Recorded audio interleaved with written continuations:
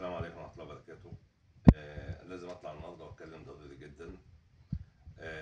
الموضوع فيه أمور متطورة جدا وما ينفعش الواحد يسكت عليها نهائي. طبعا النداء اللي أنا بتكلم فيه لمعالي سيادة الدكتور أشرف صبحي وزير الشباب والرياضة، ومعالي النائب العام والسيد وزير العدل.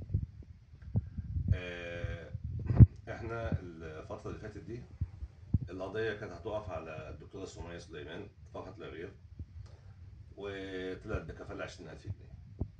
بعد كده الدكتور عبيد نجم والاستاذ احمد مصطفى عامر المحامي راحوا قدموا في المحامي الاول، لان هي كانت طلعت الاستئناف، فراحوا قدموا عند المحامي الاول والمحامي العام في اسكندريه بطلبات ان احنا عايزين كل المدانين ان هم يتحقق معاهم. بعد كده راحت النيابه الكليه ورجعت تاني للنيابه الجزئيه. لما نزلت النيابه الجزئيه طبعا في البدايه ان كل الناس المطلوبه هتيجي، اللي حصل عكس ذلك. وكان في مشاده جامده النهارده مع الاستاذ احمد مصطفى عامر في النيابه. احنا فوجئنا ان الموجود بتاع المركز الاولمبي والاستاذ احمد ابو المجد والكابتن اشرف مغاوري، واتقفل على كده بالمتهمين اللي هو بقى الاستاذ احمد ابو المجد والكابتن اشرف مغاوري والدكتوره سمية سليمان. ورئيس النيابه الجزائيه النهارده ابراهيم بيه قال ان هو هتطلع للمحامي العام الاول، وكده بالنسبه لهم قفلوا التحقيق. الكلام ده كله مش مظبوط. انا دلوقتي بتكلم مع معالي الدكتور اشرف صبحي. حضرتك على مدار الايام اللي فاتت بتتواصل معايا مكالمات كتيره جدا، وكل مكالمه بقولها لسيادتك كلمه واحده: انا عايز التحقيق مع الاتحاد المصري للكاراتيه برئيسه اللي هو الكابتن الدهراوي. فوجئنا النهارده سيادتك في التحقيقات، وحضرتك ما قلتليش حتى الكلام ده، ان سيادتك عامل تحقيق مع استاذ احمد ابو المجد في وزاره الشباب والرياضه ومع الدكتوره سمية سليمان، وده اللي حضرتك بعتوه على النيابه في اسكندريه، وبناء عليهم حققوا مع الاثنين دول. وانا قلت لسيادتك في مكالمات كتيره الايام اللي فاتت، وعشان الناس تبقى فاهمه وواضحه هوضح لهم الامور اكتر. انا راجل شغال في شركه، اللي بيعيني النهارده في الشركه رئيس مجلس اداره، اللي بيعين مديرين العموم في الافرع رئيس مجلس اداره، اللي بيعين نائب رئيس مجلس اداره رئيس مجلس اداره. ده الامور كده ببساطه يا جماعه. النهارده لما يكون عندي رئيس الاتحاد اللي هو كابتن الدهراوي، هو اللي عين الدكتوره سمية سليمان اللي هي استشاري اول امراض نساء وتوليد، ومش فاضيه للاتحاد المصري للكاراتيه، على طول في الكشافه مسافره على طول. دوروا ان حضرتك روحوا الجوازات تجيبوا بيها داتا النيابه يعني. المفروض هي الاتحاد المصري للكاراتيه مسؤول عن بطولات الجمهوريه الرسميه، هو المسؤول الاول والاخير. النهارده حضرتك انت جبت لي في وزاره الشباب والرياضه كابتن احمد ابو المجد والدكتوره سميه. طيب رئيس الاتحاد فين يا سياده الوزير اللي انت وعدتني ان انت كل حاجه تحل؟ طيب الجدول ده بتاع بطوله ابن يوسف اللي هو اتحذف من الاتحاد المصري للكاراتيه وكل جروبات الاتحاد المصري للكاراتيه. الجدول ده بيقول اول واحد عندي، ناخدها بقى ايه بالتبعيه، الاستاذ خالد عبد الصمد المدير التنفيذي. يعتبر ده هنقول عليه الصندوق الاسود، ده المدير التنفيذي بتاع اتحاد مصر للكاراتيه. اتحقق معاه. بعدين موجود عندي على الجدول ده مشرف اللجنه العليا للمسابقات المحاسب عصام عبد الرؤوف. وهقف عند المحاسب عصام عبد الرؤوف. ليه هقف عنده؟ استاذ عصام عبد الرؤوف ده انا ما اتذكره يعني، بلحيه بيضه كده جالي المستشفى وابني جوه في العنايه المركزه، عشان بس يبقى حضرتك عارف سياده الوزير والناس كلها عارفه يعني. جالي بالليل على الساعه 10 بالليل تاني يوم اصابه يوسف رحمه الله عليه، وطلب مني حاجه ان يخش يصور مع يوسف وهو بين ايد الرحمن، علشان خاطر ادي ابعت صوره اطمن سياده الوزير والكابتن الدهراوي. ورفضت. بعدها جه بنظام التحايل، طب هخش الاقيه؟ قلت له مرفوض واتفضل برضه. طبعا اللي كان بيطبطب عليه كده اهو واحد اسمه كابتن مدحت هاشم، وكان في معانا الكابتن المحترم اشرف مغاوري. قلت له لو سمحت خده ونزله تحت، لان والله ما هيقعد ثانيه هنا. لا، المفروض دلوقتي مشرف اللجنه العليا للمسابقات المحاسب عصام عبد الرؤوف ما تحققش ليه معايا سياده الوزير، ما تحققش ليه معايا نيابه، عشان هنقول بعد كده رئيس اللجنه العليا للمسابقات الكابتن احمد ابو المجد، يبقى حضرتك المفروض انك بتجيب الاطراف دي ورا بعض عشان يتحاسبوا. مقرر اللجنه العليا للمسابقات كابتن سيد عبد الهادي. كابتن سيد عبد الهادي ما اتحقش معاه نهائي. طيب هنخش على الكابتن سيد عبد الهادي معانا هنا اهو، يعني ما شاء الله رزقه واسع معانا جميل جدا. ده الاستاذ سيد عبد الهادي ده يا جماعه، يعني المفروض ان هو الليله كلها عنده. الاستاذ سيد عبد الهادي كان قاعد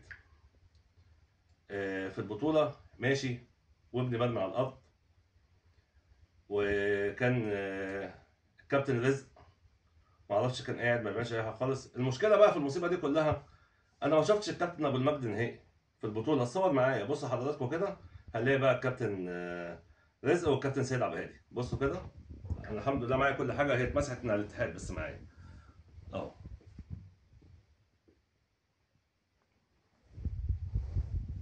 لا لسه.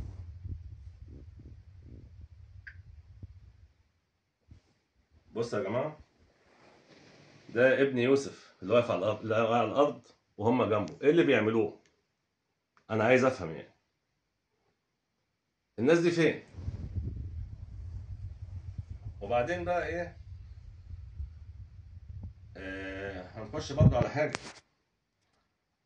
النهارده هم بيقولوا العميد وليد الهلالي مدير البطولات المحليه والمستشار الفني للفرق القوميه.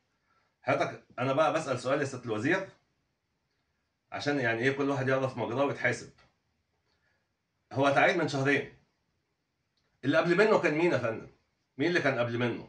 شهاب التبعيه، مين اللي كان قبل منه؟ اللي هيتحاسب السيد كابتن سيد عبد الهادي. قاعد على الكرسي ما شاء الله، بصوا قاعد عامل ازاي، بصوا ما شاء الله ملوش دعوه بحد، تولع على البطوله.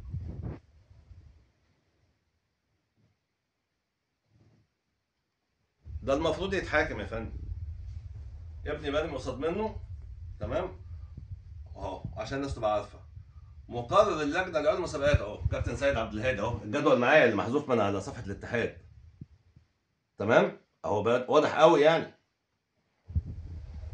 طيب يبقى سياده الوزير كده، سيادتك اللي انت قلت لي عليه كله فين؟ فين الكابتن عبد الستار اللي هو مسؤول عن لجنه المسابقات؟ طب لو الكابتن احمد ابو المجد زي ما انتوا بتقولوا، فين المحضر الكتابي والنموذج بتاع البطوله اللي اتحط فيها ان هو المدير بقى، وان هو رئيس لجنه الحكام، واللي هو المدان، وان هو تمام؟ الكابتن عصام عبد الرؤوف والكابتن خالد عبد الستار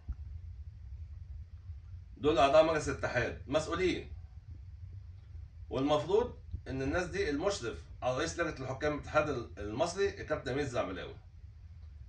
عشان كده بصوا يا جماعه، في نقطه انا عايز اقول لكم عليها قوي. انا ببص على التحقيقات على فكره. في عندنا النيابه العامه عملت لجنه تبع وزاره الصحه، كان فيها الدكتوره ايمان. قالت ايه بقى؟ كاتبه ان المخالفات كانت لا تصح، يعني ما ينفعش تبقى صحيحه خالص من اعداء مجلس اداره الاتحاد بالتحقيقات، تمام؟ وليه الاتحاد شال بعد كده من الجدول الثاني كابتن سيد عبد الهادي؟ ده اللي انا بساله. يوم 22/3 الشال بقى، هنقول بقى العدد كتير في الورقه فشلناه، ما احنا عايزين برضه نفهم يا جماعه. حاسس اللي بقول. طيب هو انا طلبت ايه يا سياده الوزير في التحقيقات اللي فاتت؟ انا طلبت، انا عايز استدلال من اللجان، حد يجي من الحكام يجي يقعد يشوف يقول لك بقى الناس دي موجوده، دول بقى الرئيس لجنه المسابقات، نقول المشرف اللجنه العليا للمسابقات، مقرر اللجنه العليا للمسابقات، دول كل واحد فيهم الناس دي كلها تحاسب. بخلاف كل ده يا فندم، في نقطه بقى يعني سياده النائب العام وسيد وزير العدل، انا دلوقتي رئيس المؤسسه دي المسؤول عنها كلها، وزي ما قال المكان اللي بيلعب فيه يوسف كان اللي هو المركز الاولمبي للقوات المسلحه، واتحقق معاهم قال له كلمتين اتنين: المسؤول اهمال جسيم على الموضوع ده الاتحاد المصري برئيس الاتحاد مجلس اداره الاتحاد. طب انت سيادتك يا فندم دلوقتي كل ما سبق اللي حضرتك قلت عليه مجلس اداره الاتحاد المصري للكاراتيه برئيسه طبعا قبل اي شيء، بالنائب بتاعه، بالمدير التنفيذي، بالاعضاء كلهم. طب انت حضرتك رحت جبت الكابتن اشرف مغاوري اللي هو بتاع منطقه اسكندريه، ده رئيس المنطقه. المفروض حضرتك، هو فين المدير التنفيذي للمنطقه؟ ما جبتوش ليه؟ طيب فين اعضاء مجلس اداره؟ ما جوش ليه؟ ما انت حضرتك هنا في علامات استفهام. هل هي الدنيا دي كلها عباره عن حاجه واحده؟ الكابتن محمد محروس الدهراوي فوق القانون في جمهوريه مصر العربيه؟ انا عايز رد من سياده الوزير اللي قال لي كله هيحاسب، وانا على مدار الساعه مع النيابه العامه بتابع قضيه يوسف ده السيد الدكتور اشرف صبحي. يا سياده الدكتور انت حضرتك بتغفلني، انت حضرتك بتغفلني. هو في نقطه وانا قلتها لسيادتك في التليفون مره واثنين وثلاثه، قلت لك يا فندم الكابتن الدهراوي كده متحامي بيك، عمال يتصور ويروح ما يجي معاك، وانا مش هنا وانا ماليش دعوه، والدكتوره سميه بتتصور يوم البريملينج. الموضوع فيه ايه بالظبط؟ هل الدهراوي يا فندم فوق القانون؟ هل القياده السياسيه في الدوله هتسمح ان دم يوسف يروح هدر عشان متحامي في سيادتك يا سياده الوزير؟ الكابتن الدهراوي اول واحد يلام ويحاسب، ومجلسه. انت سيادتك بتعمل ايه معايا يا فندم؟ انا مش عارف. انا بكلم سياده النائب العام ومعالي وزير العدل عشان حاجه واحده. التحقيقات يا فندم، انا اب وسيادتك اب وده اب، وانا ما حدش يحجر على رايي نهائي. ادام بتكلم بالادب وبالاحترام وبخاطب سيادتكم. في ورقه مقدمه من الدكتوره عبير نجم والاستاذ احمد عامر للمحامي العام، موافق عليها يتحقق فيها، تنزل للنيابه الجزئيه بالاثنين دول. يعني قضيه يوسف ده اللي كان هيبقى ظابط السنه دي وحافظ كتاب الله، اللي مشايخ والدنيا كلها بيحلفوا بحياه يوسف واخلاق يوسف، كابتن اشرف مغاوري وكابتن احمد ابو المجد، انتوا دخلتوه في الزحمه كده، والدكتوره سميه سليمان، هم دول؟ ده الكابتن الدهراوي قبل الدكتوره سميه سليمان، المفروض ده يتحكم بدل مره مليون عشان هو اللي عينها.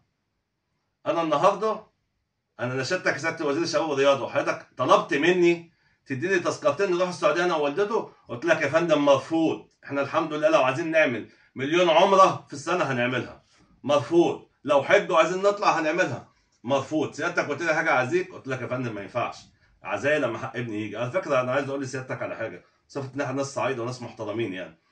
العزا اللي اتعمل ليوسف ده عشان حاجه واحده، عشان الناس المحترمه والضيوف اللي جم بالالوفات في عزا يوسف.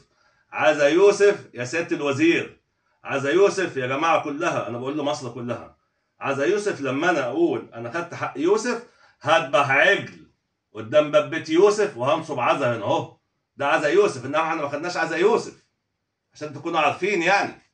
بقول لك يا دكتور اشرف، انت حضرتك جملت لي الكلام، انت حضرتك وبقولها لسيادتك اهو، جملت لي في الكلام في التليفونات، لكن حضرتك اتضح حاجه واحده، ان حضرتك على مدار الثانيه فعلا بتتابع، وعلى مدار الساعه مع النيابه العامه عشان الكابتن الدهراوي يطلع منها.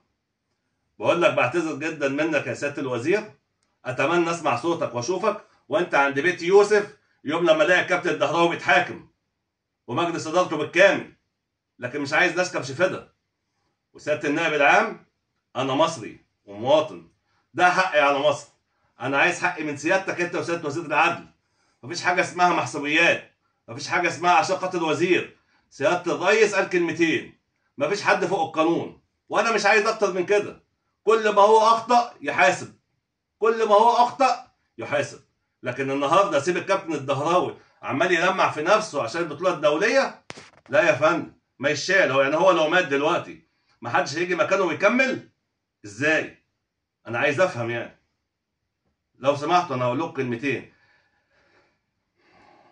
الاتحاد الدولي، الاتحاد الدولي للكاراتيه، انا باعت له 6 ايميلات باللغه الانجليزيه باللغه العربيه لكل مواقعه وحاجته والسيف وكل حاجه، والدبليو اف كي، كل حاجه باعت له، ما ردش عليا ولا رد، وكاتب كل حاجه بالقانون، وبالقانون الاتحاد الدولي اللي ما اتطبقش عندي، اللي الدكتور الدهراوي ما طبقوش عندي، وبالمستندات يا سياده الدكتور الدهراوي. لو سيادتك في التحقيق انا معايا المستندات كلها، وعندي محامين يقعدوا مع سيادتك كده قدام وكيل النيابه يقول لك يا فندم انت اخطات في كذا وكذا وكذا وتحاكم على كذا طبقا للقانون المصري، لان انت حضرتك ملتزم بالاتحاد الدولي.